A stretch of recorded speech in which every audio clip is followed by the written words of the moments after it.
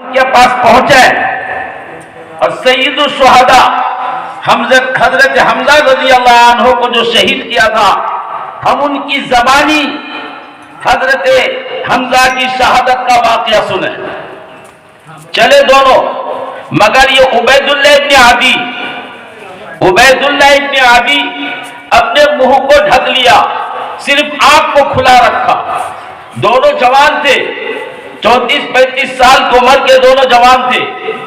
دونوں پوچھتے تحقیق کرتے ہوئے پہنچے، لوگوں نے بتایا یہ راستہ پڑھ کے فلاں گلی پکڑنا، فلاں گلی سے فلاں جگہ مڑ جانا، اور وہاں دیکھنا کہ جھوپڑے میں ایک کالا مٹکا سا بیٹھا ہوا ہوگا، کالا مٹکا سا بیٹھا ہوا ہوگا۔ اب کالا مٹکا یہ جو بڑے کالے کلوٹے تھے، بڑھاپے میں ان کا پیٹ بڑا ہو گیا تھا۔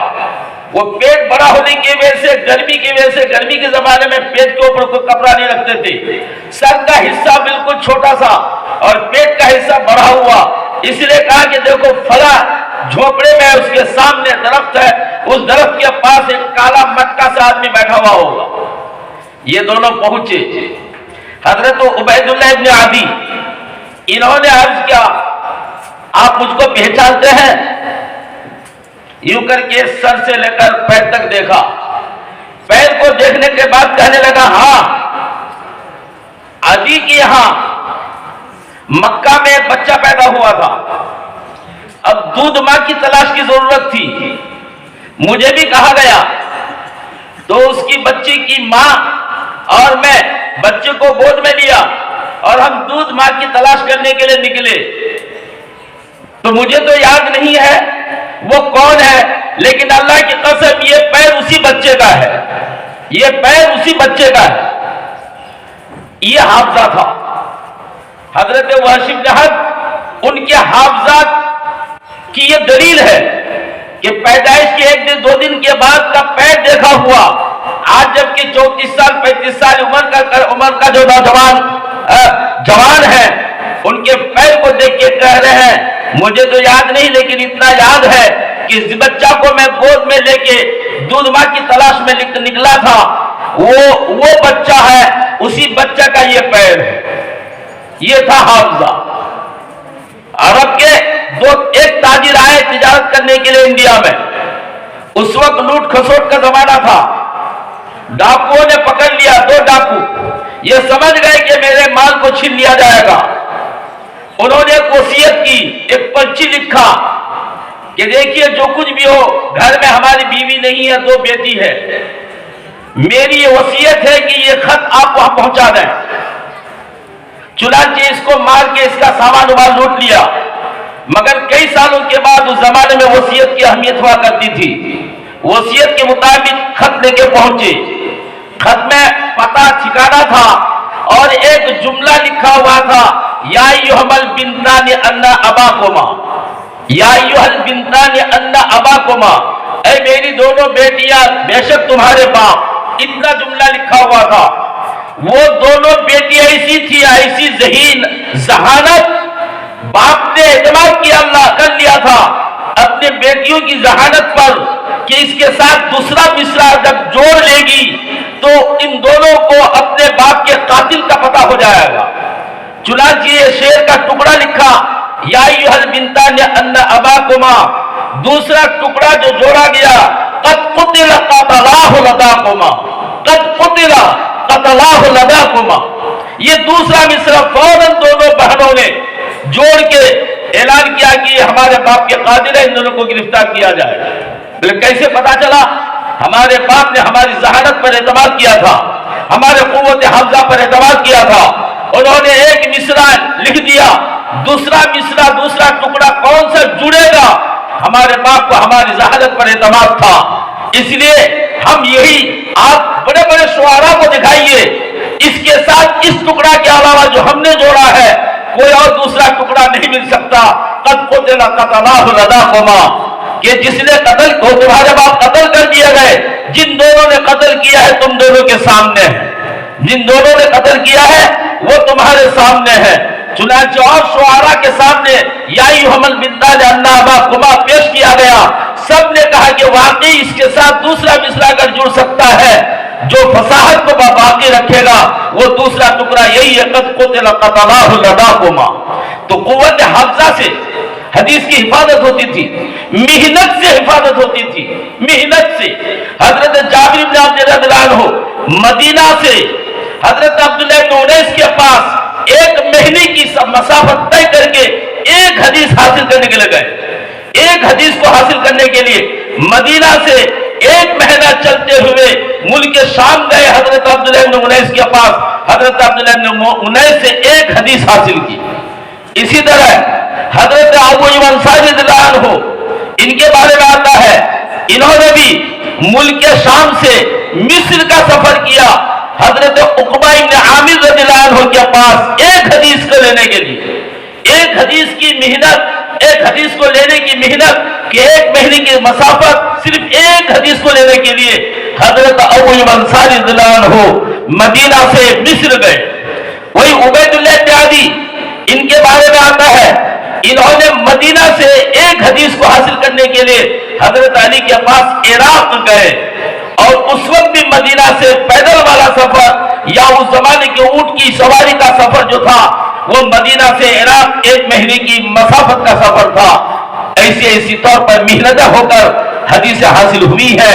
تب جا کر آج ہمارے سامنے حدیث کا ذخیرہ بخاری شکل میں، مسلم شریف کی شکل میں، ابو داؤد، ترمذی، نسائی، ابن ماجہ اور حدیث کی دوسری کتابوں کی شکلوں میں یہ حدیثیں ہمارے پاس موجود ہیں.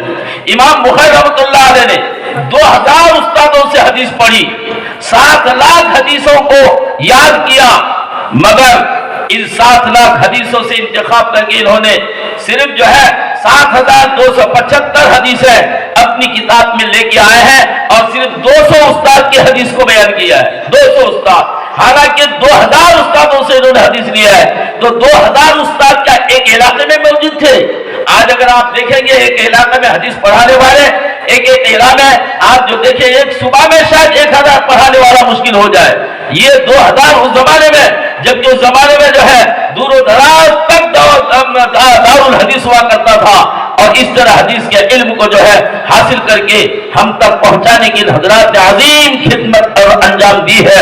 اللہ پاک ان سب کی قبروں کو نور سے منور فرمائے، ان کی محنتوں کی ہمیں قدر کرنے کی توفیق نصیب فرمائے. آج ہم تو کیا کرتے ہیں، بیٹھتے ہیں کتاب سامنے رکھتے ہیں، حدیث طلبہ پڑھتا ہے، ہم منمانا کر لیتے ہیں. یہ آج ہمارے لیے اتنی آسان کر دی گئی علم حدیث کو، علم حدیث کے پڑھنے پڑھانے کی شکلوں کو. یہ اللہ تعالیٰ کا بڑا انعام، بڑا اکرام، بڑا احسان ہے اس امت کے لیے. یہ اس امت پر ہمیں ان احادیث کی قدر کرنے کی ضرورت ہے. یہاں یا اسی طرح جہاں بھی دور حدیث کب کی تعلیم ہو وہاں کا ایک اختتامی پروگرام ہوا کرتا ہے. آخری حدیث جو ہے وہ کسی اہل اللہ سے، کسی اللہ کے ولی سے برکتاً فیض لینے کے لیے اور ان کی مبارک زبان سے حدیث کے باتوں کو سننے کے لیے اس طرح کی چھوٹی بڑی مجلسیں قائم کی جاتی ہیں. یہ سلسلہ آپ دیکھ رہے ہیں 10 سال سے عام طور پر رات میں ہوا کرتے ہم لگتی تھی یہ مجلس، لیکن ہم لوگوں نے دیکھا کہ اس موقع پر جو ہے دن میں مجلس رکھی جائے، اس لیے دن میں مجلس رکھی گئی ہے.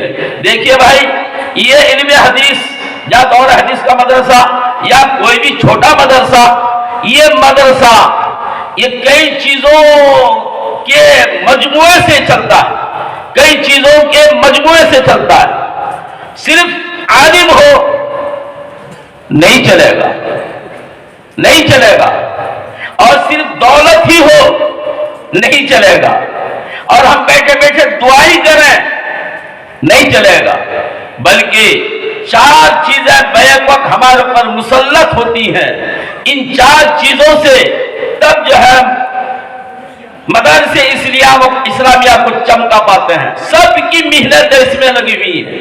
علم العلماء، علماء اپنے شاگرد تیار کریں گے، علم پر محنت کریں گے، چاہے وہ علم قاعدہ بغدادی سے لے کر اوپر جتنے فنون ہیں، نحو کا ہے، صرف کا ہے، معانی کا، بیان کا ہے، بدیع کا ہے، اور اسی طرح دوسرے اصول حدیث کا ہے، اصول تفسیر کا ہے، تفسیر کا ہے، علم حدیث کا ہے. یہ سارے علوم یہ پڑھائے جاتے ہیں. ان علم کو پڑھا کر ایک صلاحیت دی جاتی ہے ایک جو ہے اس کے اندر باتوں کو سمجھنے اور باتوں کی فہم اس کے اندر دی جاتی ہے. ایسا نہیں کہ اس کو عالم بنا کے چھوڑا جاتا ہے، نہیں، ایک صلاحیت دی جاتی ہے کہ آئندہ اب اگر دوسری حدیث کی کتابوں کا بھی اس طرح مطالعہ کرے تو پھر اپنی علمی چرچا کو باقی رکھ سکے گا. تو علم العلماء، یہ ہمارے لیے علم العلماء یہ ایک مشغلہ ہے. ہمیں علم العلماء، علماء طلبہ، طلبہ علماء، یہ علم العلماء ہے. بخاری شریف میں ایک حدیث ہے، اللہ کے نبی نے فرمایا یہ امت ہمیشہ ہماری قائم رہے گی، اس کو کوئی برباد نہیں کر سکے گا. لا یدل من خذلہم، ان کو ضرر نہیں پہنچا سکے گا جو ان کو رسوا اور ذلیل کرنا چاہے گا. امام بخاری نے تفسیر کر کے بتایا ہم اہل العلم، وہ کون ہیں؟ وہ اہل علم ہیں. وہ اہل علم یہ طلبہ اور علماء ہیں. یہ دو جماعت قیامت تک باقی رہے گی انشاءاللہ ثم انشاءاللہ. اس جماعت کو کوئی طاقت مٹا نہیں سکے گی. آج ایک جگہ اگر اس کو کمزور کیا جائے گا یہ جماعت دوسری جگہ ابھرے گی. مٹا دے ہم کو زمانہ، زمانے میں یہ دم نہیں، ہم سے ہے زمانہ، زمانے سے ہم نہیں. یہ طبقہ علماء اور طلبہ کا طبقہ، جب علماء طلبہ کا طبقہ باقی رہے گا تو اس کے پیچھے جو کار فرما چیزیں ہیں وہ ہے جود الاغنیاء. جود الاغنیاء، مالدار لوگوں کی سخاوت. مالدار اللہ نے جن کو دل کا بھی مالداری دی ہے اور مال کا بھی اس کو مالدار بنایا ہے، وہ اپنی سخاوت کا دریا بہائے گا. تب یہ بلڈنگیں بنیں گی، کتابیں وجود میں آئیں گی، کتابیں طلباء کو دیا جائے گا خرید کے، ان کے کھانے پینے کے پیچھے خرچ کیا جائے گا. دلدار لوگوں کی دل کی سخاوت اس میں لگے گی. اس لیے ایک دوسرا جو ہے جز ہو گیا، یہ ہے جود الاغنیاء. جود الاغنیاء. تیسرا جز اور ہے جود الاغنیاء. دیکھیے جس کو جیسی توفیق ہوتی ہے، کوئی 10 دیتا ہے تو کوئی 10,000 بھی دیتا ہے، کوئی 10,000 دیتا ہے تو کوئی 50,000 بھی دیتا ہے. ہر ایک کے دینے کو اللہ تعالیٰ درجہ بدرجہ قبولیت عطا فرماتا ہے. جبھی یہ مدارس عروج پر ہوتے ہیں، یہ مدارس اسلامیہ ترقی کی راہ پر یہ مدارس گامزن ہوتے ہیں. اسی طرح بھائی ہم علم العلماء لے لیں گے، جود الاغنیاء لے لیں گے، لیکن اس کے پیچھے ایک اور بھی ہے، دعاء الفقراء. غریب لوگوں کی دعائیں بھی شامل حال ہونی چاہیے. یا غریب سے مراد یہ نہیں کہ غریب لوگ ہی ہیں، کوئی بھی اہل دل وہ دعائیں کے لیے ہاتھ اٹھاتے ہیں. اللہ کے سامنے سبھی فقیر ہیں، اللہ تعالیٰ غنی ہے. نحن الفقراء، ہم سب غریب ہیں، فقراء ہیں. تو فقیر لوگوں کی یہ دعائیں یہ قرآن اور دعاؤں کا نتیجہ ہوتا ہے. مدارس اسلامیہ اپنے وجود پر جو ہے اپنے عروج پر ہوتے ہیں اور اپنی خدمت نمایاں طور پر لوگوں کے سامنے پیش کرتے ہیں. یہ تیسرا جز ہوا دعاء الفقراء.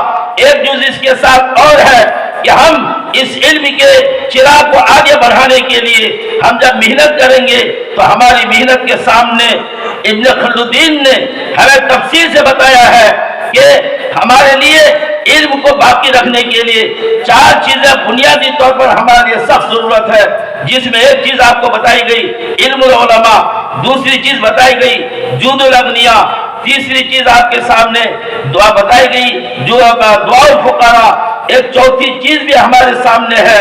یہ 4 چیزیں مل کے ہم اپنے علمی میدان کو آگے بڑھا سکتے ہیں.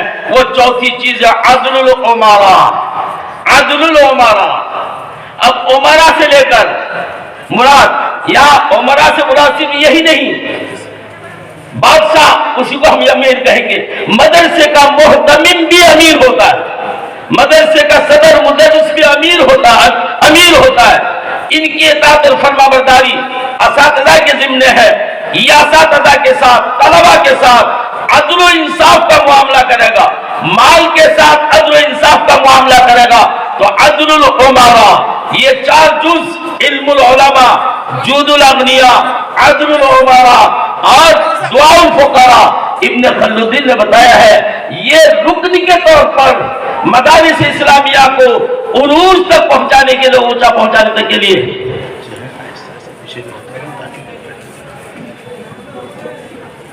یہ چار بھائی یہ بوری ہے، یہ جو ہے چار جز ہے، پارس ہے. یہ پارس آپ دیکھیے خارج میں آپ کو یہی پاس ملے گا انشاءاللہ. اسی طرح یہ مدارس الحمدللہ آگے ترقی کر رہا ہے. طلبا سے ہماری درخواست ہے آپ تھوڑا سا آہستہ آہستہ ایک دو کر کے پیچھے پیچھے ہو جائیں. مہمانوں کی آمد شروع ہو گئی ہے. مہمانوں کا حق یہ ہے کہ ان کو ہم سامنے بیٹھنے کا موقع دیں. آہستہ آہستہ جائے نہیں پیچھے کی کرسیوں کو بیٹھیں. کوئی جائے نہیں. ادھر ایک استاد رہیں جو ان کو اہتمام سے بٹھائیں. بھائی طلبا آپ سب میزبان ہیں. آنے والے مہمان جو آ رہے ہیں وہ سامنے کی کرسیوں کو بھرے. سامنے کی کرسیوں میں آپ جلوہ افروز و تشریف فرمائیں. آئیے یہ حدیث ہے. آج آپ کو یہ نورانی مجلس آپ کی ہم سب کی مقدر میں ہے، تقدیر میں ہے. اللہ نے ہمیں اچھا موقع دیا ہے، سنہرا موقع دیا ہے کہ ہم اس مجلس کی قدر کریں. پھر ہم کہتے ہیں جو طلبا ان کے جو اعزاء قریب آئے ہیں، آپ ایک سال میں کیا پڑھا، آپ ایک سال میں حدیث کی 6 کتابوں کا کیسا آپ کا مشغلہ رہا، آپ ان کے دل میں یہ بٹھائیں، ان کو یہاں آ کر بٹھائیں، دکھائیں اور سنائیں کہ یہ علم حدیث اس طرح جو ہے وجود میں آیا ہے. اور قیامت تک یہ علوم ہمارے پاس باقی رہیں گے. جب تک دنیا باقی ہے، جب تک قیامت نہیں آتی ہے، ہمارے پاس یہ علوم باقی رہیں گے. کچھ طلبا آپ خدمت میں لگائیں، یہ آنے والے مہمانوں کو لا کر ادھر بٹھاتے رہیں. الحمدللہ جوک دجوک مہمانوں کی آمد شروع ہو گئی ہے. آپ کی محنت، آپ ادھر محنت کریں، بڑے اخلاق کے ساتھ ان کے ساتھ برتاؤ کر کے ان کو لا کر کرسیوں میں بٹھانے کی آپ کوشش کریں. اللہ پاک کہنے سنے سے زیادہ ہم سبوں کو عمل کرنے کی توفیق نصیب فرمائے. وآخر دعوانا ان الحمدللہ رب العالمین. درجہ حفظ کے جن طلباء کی دستار